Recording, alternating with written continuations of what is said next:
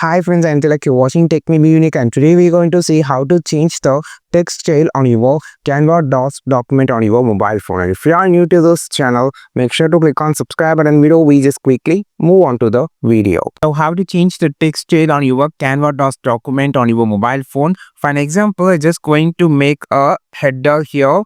So heading, so I just need to change this text style to the different like heading whatever. So just swipe to the bottom, you can find toolbar on the bottom. Here you have this option called text style.